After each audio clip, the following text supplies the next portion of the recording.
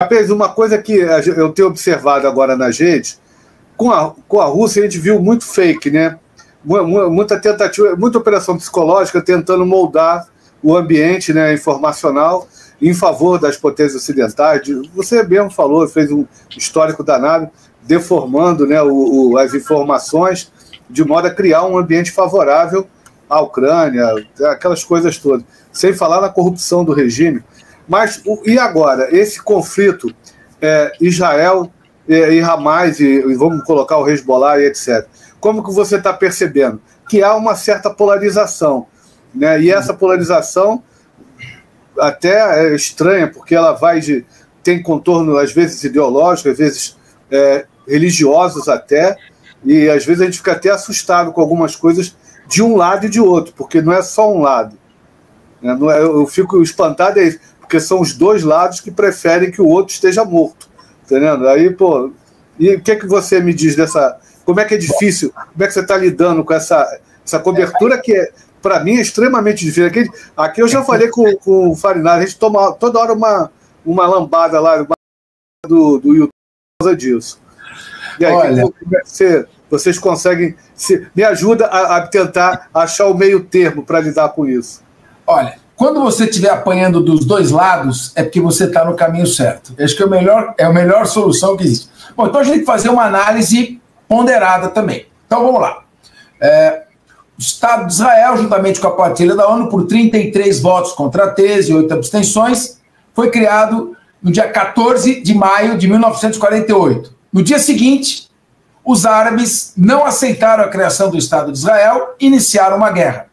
Erro histórico dos árabes. Aí houve a primeira grande Nakba, com o desalojamento de 700 mil palestinos, e ali a situação já começa a ficar complicada.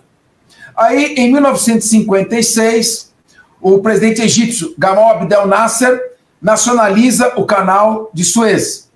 E aí vem Israel, juntamente com a França e a Inglaterra, impõe uma derrota humilhante ao Egito.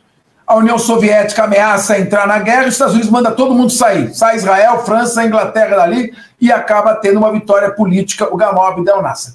Já estava vendo que ali uma escalada militar não seria favorável aos árabes, porque os Estados Unidos, a Inglaterra, a França, as potências ocidentais apoiavam Israel.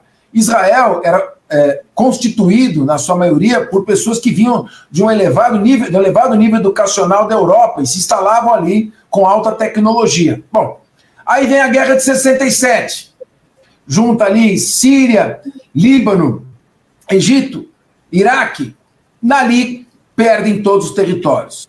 73, o Anwar Sadat tenta recuperar, porque o Gamal Abdel Nasser morreu de infarto em 1970, sofre uma outra derrota, não tão humilhante, chegou a ameaçar seriamente a existência do Estado de Israel, e ali começa a vir uma série de conflitos. A Intifada e o Shimon Peres, que para mim é a figura mais lúcida de todo esse conflito, dizia: você precisa ficar forte para evitar a guerra. A força de Israel se deve a incutir uma finalidade dissuasória. Só que quando você fica muito forte, você não quer mais fazer a paz, que você dela não precisa. E aí começa o seu grande erro. Os palestinos perderam sucessivas oportunidades de celebrar um processo de paz. Quando o Isaac Rabin foi assassinado por aquele Agal Amir, o fanático israelense, ultradireitista, ortodoxo, o Shimon Peres teria condições de ganhar a eleição e dar seguimento ao processo de paz. Mas em dezembro de 95, o Hamas pratica atentados terroristas em terminais de ônibus, de Tel Aviv, Jerusalém, e aí sepultou o processo de paz que o Benjamin Netanyahu, que é um político mais esperto e ultraconservador, ganhou. Bom, a partir dali houve outros momentos, outras possibilidades. O iPlantation em 2008, e o Yasser Arafat nunca perdeu a oportunidade de perder uma oportunidade. Agora, qual é a situação presente? Chegou até este ponto. Israel saiu de Gaza, Ariel Sharon retirou as forças israelenses de Gaza em 2005, atendendo praticamente a um comando do George Bush. Só que ali em Gaza, quando poderia haver investimento da Arábia Saudita, do Catar, dos Emirados Árabes, para transformar aquele pedaço numa moderna Singapura, com muito investimento, um centro turístico, tecnológico. Esses grandes países, as ditaduras árabes teocráticas, não têm nenhum interesse na Palestina. Eles usam a Palestina para interesses próprios e ali para atender às pressões internas. Bom, o que aconteceu? O Hamas se apodera daquela região e a população fica refém do Hamas e o Hamas faz o jogo do Irã, não o jogo do interesse dos palestinos. E agora eu vou falar a polêmica. Faz o jogo da ultradireita radical de Israel. Quanto mais o Hamas, não sei se eles têm consciência disso, mais eles insistem em práticas violentas que chocam o mundo e tentar, mesmo tendo assimetria de forças, se impor sobre o poderoso exército de Israel, mais ele dá argumento para a ultradireita radical de Israel expandir o território num sonho impossível, irrealizável e contrário aos interesses de Israel, que é o grande Israel, do Jordão até o Mediterrâneo. Então, o que aconteceu? Eles planejaram durante anos esse atentado terrorista, uma falha histórica de inteligência do exército de Israel, do Shin Bet e também do Mossad, receberam informações da inteligência egípcia, desprezaram essas informações.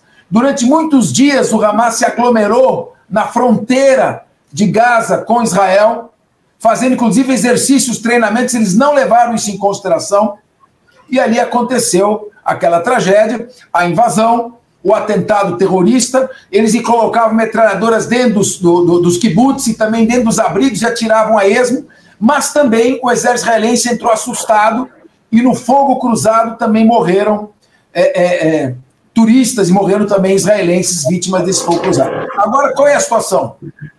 Não dá para destruir o Hamas.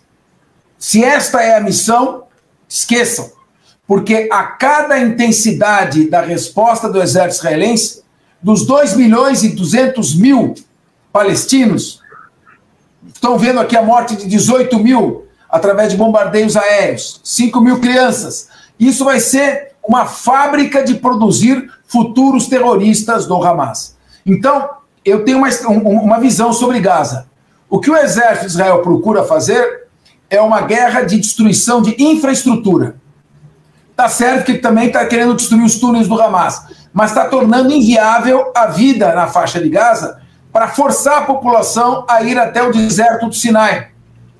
Mas o Abdel Fattah al-Sisi, que é o general presidente do Egito, não vai abrir a fronteira para que eles entrem no Sinai e no Egito, porque não tem condições de absorver 2.200.000 palestinos. Mais do que isso, ele não tem condições de absorver o Hamas, que vai se unir aos seus adversários, que é a Irmandade Muçulmana, e provocar uma guerra civil dentro do Egito. Então eles não vão passar por ali. E aí nós vamos ficar nessa questão. Os soldados do Hamas, eles tiram o uniforme e se misturam na população. Você não tem como saber. Então, ali só existe uma solução que ela não é militar. A solução é política, é diplomática. Israel precisa ouvir os Estados Unidos, as potências ocidentais, e tentar fortalecer o surgimento de uma liderança moderada para tentar acomodar aquela situação. A segurança absoluta e total, que é aquilo que o exército israelense procura obter, será impossível de atingir, porque para isso ele teria que esvaziar totalmente a faixa de Gaza. Isso ele não vai conseguir fazer. Por outro lado, quando você vê a Cisjordânia, que é a margem oeste do Rio Jordão, há os colonos radicais israelenses, armados até os dentes, estão sendo armados pelo exército israelense, estão com uniforme, metralhadoras, fazem disparos em relação à população desarmada da Palestina e vão criar ali um outro polo de ascensão do Hamas. Ou seja, vai haver grupos em Gaza, que já existe dominado pelo Hamas, e ali onde tem o grupo corrupto do Fatah, na Cisjordânia, tende a surgir novamente uma ascensão do Hamas, e ali nós vamos ter grupos terroristas dos dois lados.